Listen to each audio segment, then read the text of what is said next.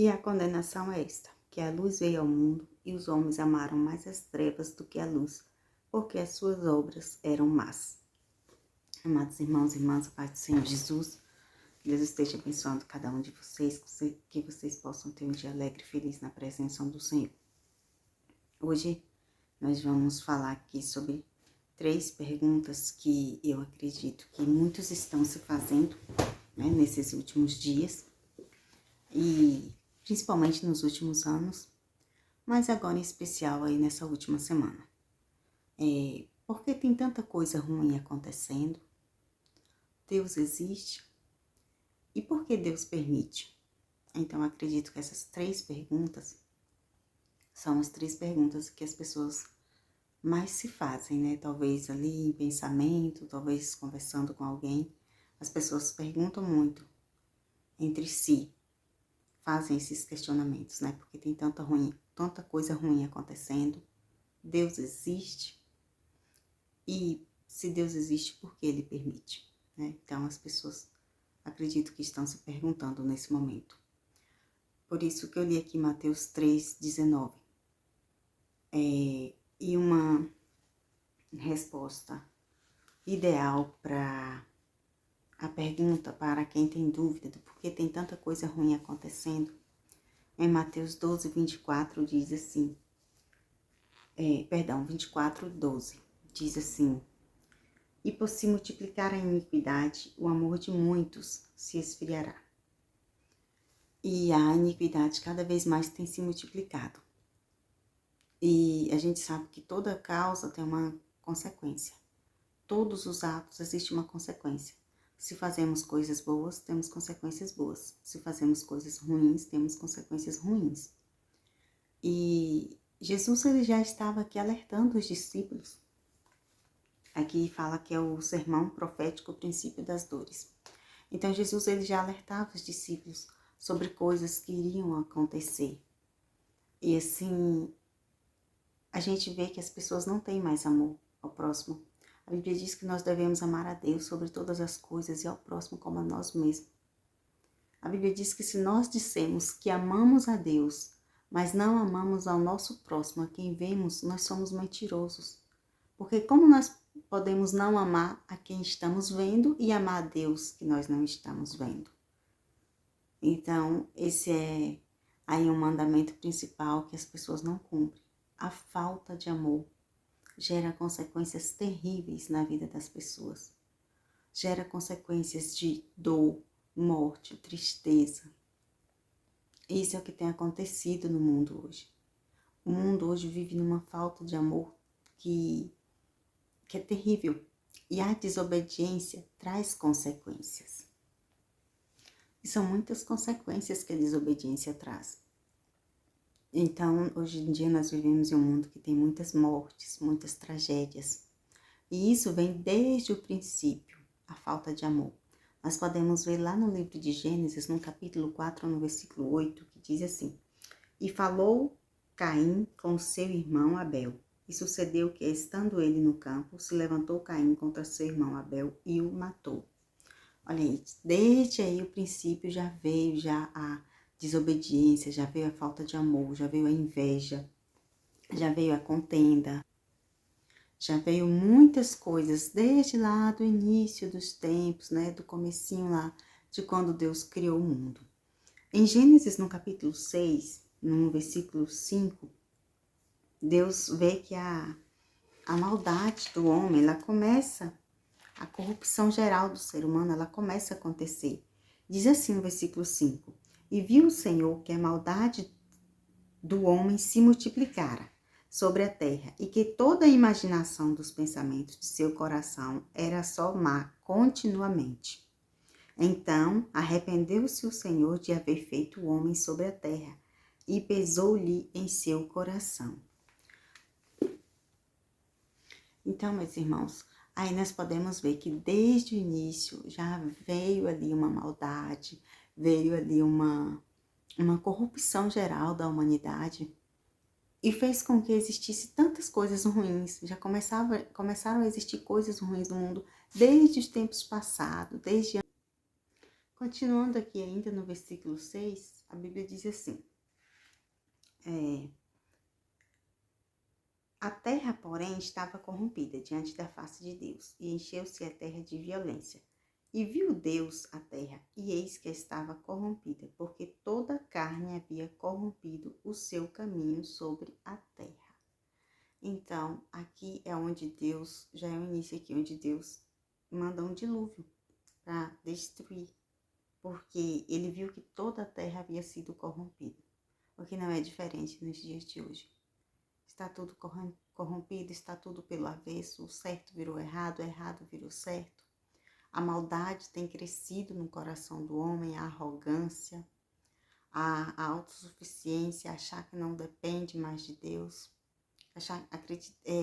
dizer que Deus não existe, falsas ideologias, falsos ensinos, falsas doutrinas.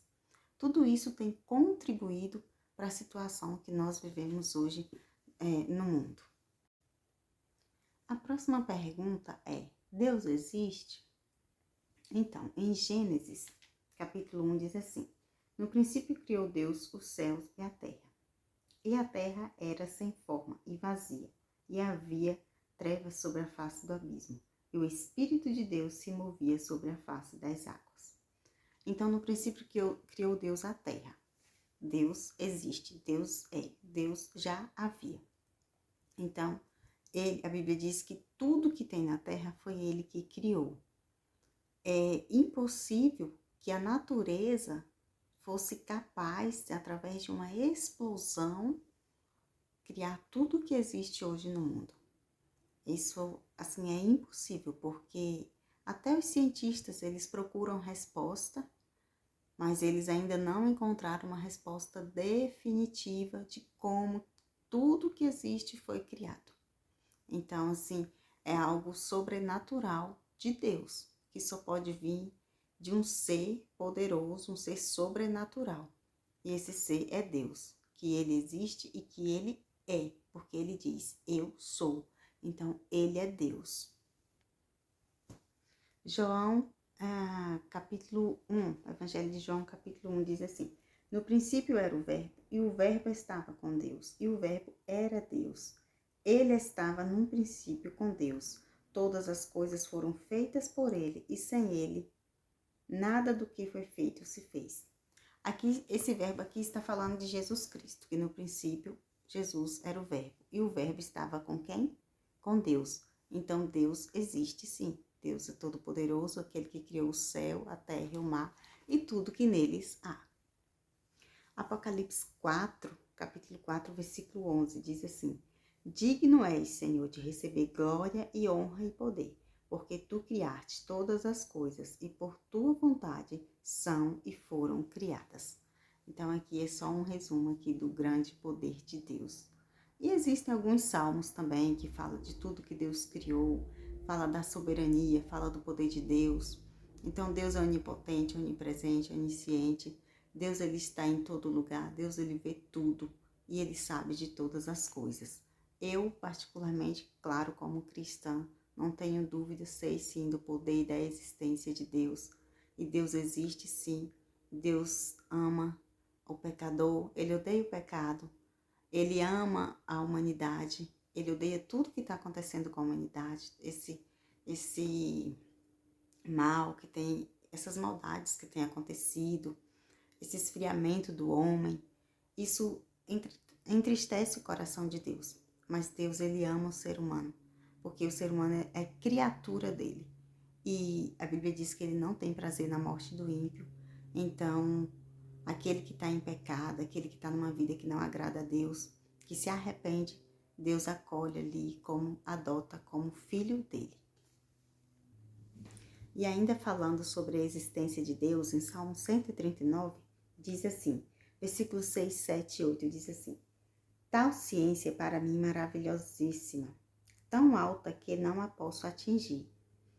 Para onde irei do teu espírito, ou para onde fugirei da tua face?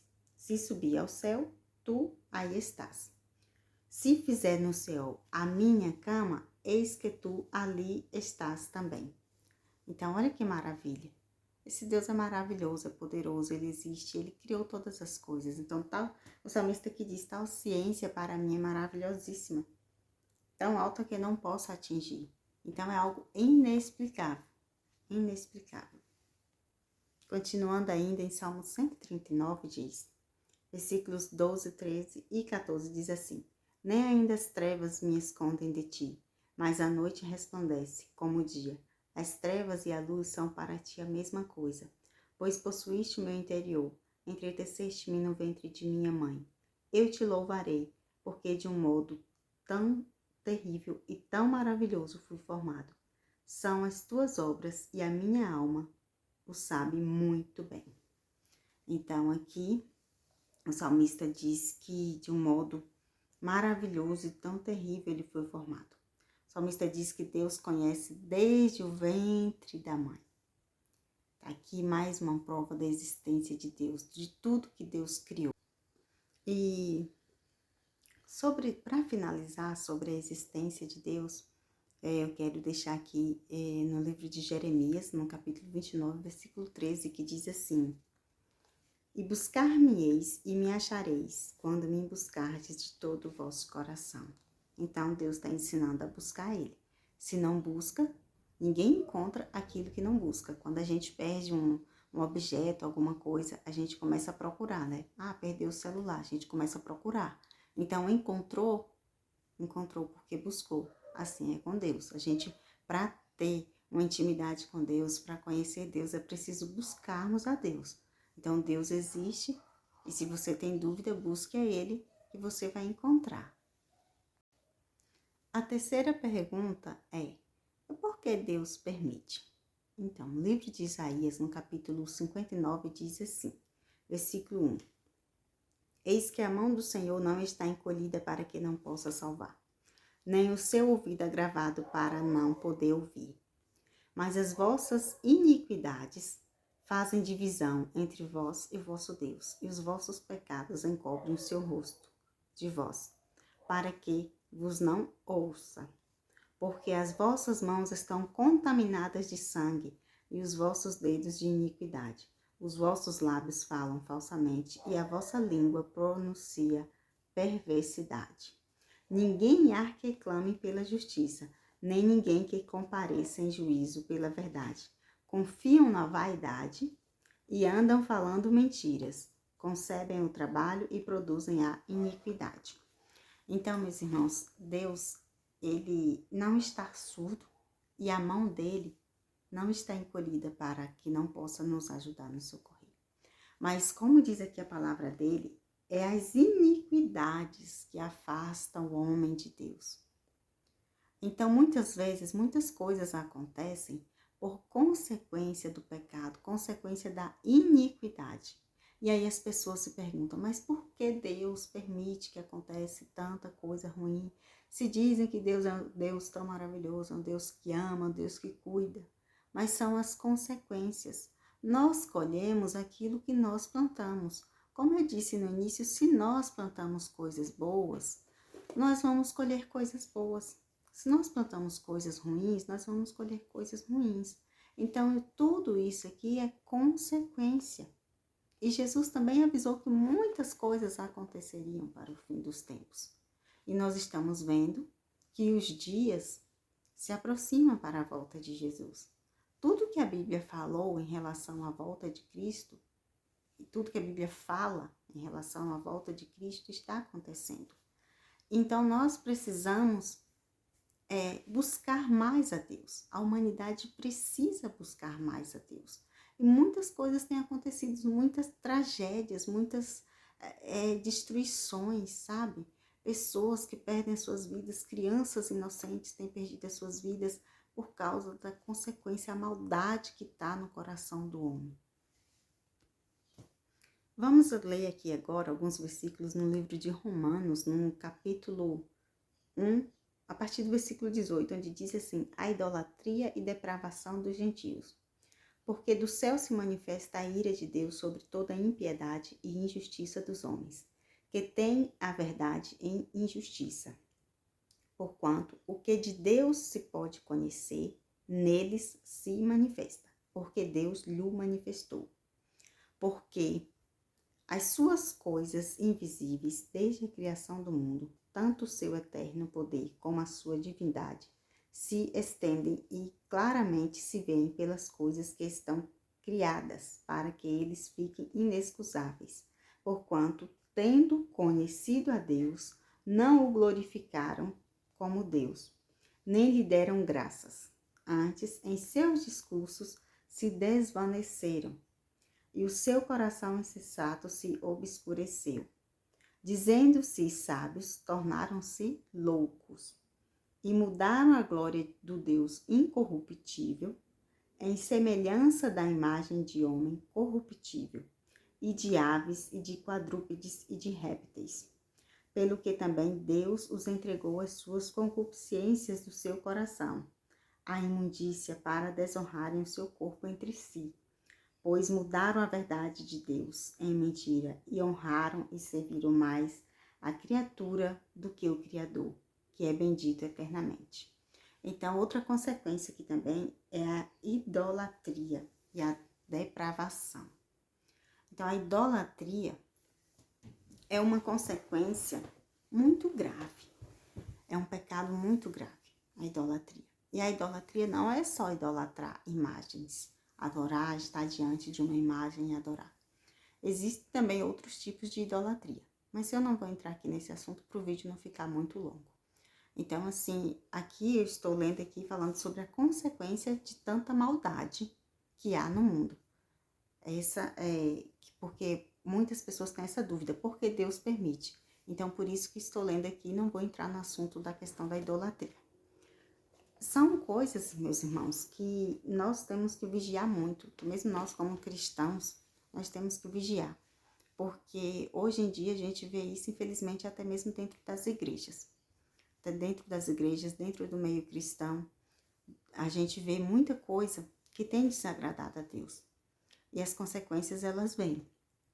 As consequências vêm e nós temos que aprender a lidar com isso. E já finalizando aqui, eu quero deixar aqui mais um versículo aqui na primeira epístola de João, capítulo 5, no versículo 19, onde diz assim: e sabemos que somos de Deus e que todo mundo está no maligno. Então, irmãos, o que é que a palavra de Deus diz aqui? Somos de Deus, mas que todo mundo está no maligno. Então, por isso tem acontecido tanta coisa ruim nesse mundo, porque todo mundo está no maligno. Mas e para quem tem buscado a Deus, para quem tem buscado a Cristo?